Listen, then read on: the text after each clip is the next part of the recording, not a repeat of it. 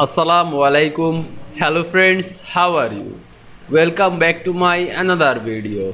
In this video, I am going to show you how to insert section break next page in Google Docs. Let's get started. At first, you have to open your Chrome browser. Then open your Google Docs apps, then create your document. Now you can see here are my document with 4 pages. Now I insert section break next page in Google Docs. Put your cursor end of this page. Now go to insert menu. Now you can see here are break option. Now you can see here are section break to next page. Just press it. Now you can see I insert section break next page in Google Docs.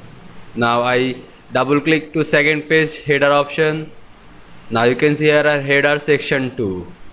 Now you can see I insert section break next page in Google Docs very easily. I hope you enjoyed my video. Please like, comment, share and subscribe my channel. Thanks for watching.